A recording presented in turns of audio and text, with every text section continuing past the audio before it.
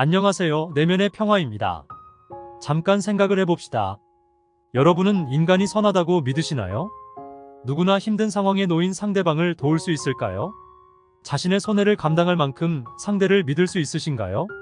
자, 그럼 반대로 그 사람이 여러분에게 도와달라고 한다면 어떤 마음이 들까요?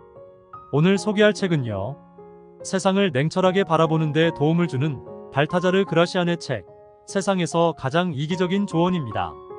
만약에 여러분이 세상을 살아가는데 혼란과 거짓이 가득함을 느낀다면 이기적이지만 현실적인 통찰로 헤쳐나가는 법을 알려줄 책입니다.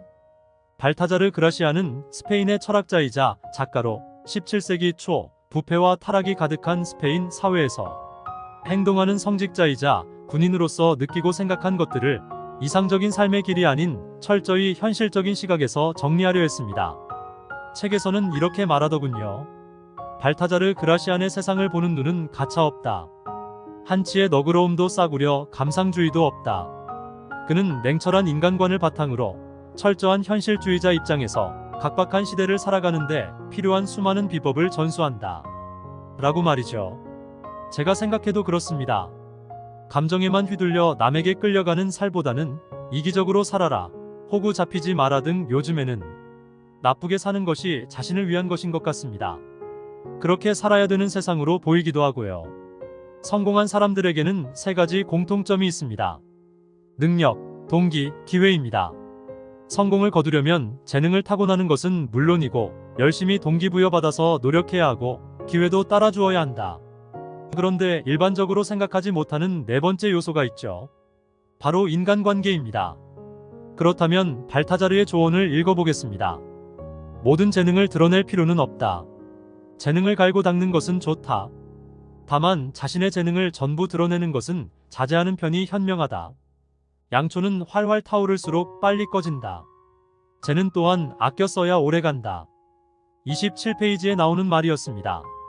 왜 재능을 전부 드러내는 행동을 자제해야 할까요? 남들의 시기와 질투 때문에?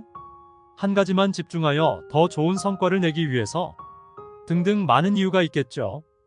결국에는 남 좋은 일 시키지 말자 일 수도 있고요. 하지만 다른 시각으로는 재능이 쉽게 소진되거나 사장될 위험을 경고하는 거예요. 재능을 자랑하다 보면 어떤 일이든 할 수 있다는 족쇄가 되어 자신을 항상 긴장시키고 그러다 실패하기라도 하면 그때까지의 명성을 한순간에 잃어버릴지도 모릅니다. 그래서 사람들에게 무작정 재능을 드러낼 필요는 없다는 말이겠죠. 그리고 이런 말이 있습니다. 일직선으로 나는 새는 총에 맞기 딱 좋다. 우리를 지켜보는 적들이 단조로운 행동 패턴을 파악하고 그 허점을 노릴 것이 분명하니까입니다. 이 문장은 무엇을 의미한다고 보시나요? 단순하게 행동하지 말라? 여러 의견이 있을 수 있습니다. 여러분이 말한 것도 정답이고요. 이 말이 관통하는 의미라는 것이 저는 남에게 잘해주지만 말아라고 생각이 들었어요. 친구나 연인 관계에서 져주기만 하는 사람들 있나요? 제 주변에는 몇 명 있긴 합니다만 제3자가 보면 그리 답답할 수가 없습니다. 왜 상대가 함부로 해도 가만히 받아주기만 하냐고요. 자신의 목소리를 내야 함에도 자신감이 없어서 상대가 상처받는 게 두려워서, 그 반대로 상대가 자신을 버리는 게 두려워서 등 각자 나름대로의 고충이 있더라 이겁니다. 하지만 그 단순함과 순진함이 결국 자신을 갉아먹는 허점이 돼버리고 마는 것이지요. 그래서 자신을 돌아보고 목소리를 내는 것이 중요할 듯합니다.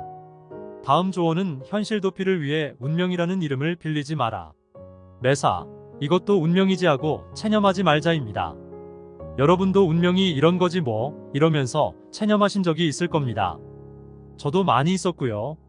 당장 힘든 걸 벗어나기 위해, 현실 도피를 위해, 저 자신의 자존감을 위해서도 그랬었죠. 하지만 그리해서는 좋을 게 없다는 것입니다. 그 힘든 상황에서 나를 돌아보고 분석해야 진정 그 상황을 벗어남과 동시에 성장할 수 있는 것이지요. 당장은 무척 힘들 수도 있습니다. 그만큼 현실은 냉정한 것이라고 발타자르는 말하고 있는 겁니다. 자신보다도 더 힘든 상황에 처한 사람들도 많기에 자신은 충분히 해낼 수 있다라는 마음을 가지는 것부터가 우선일 것입니다.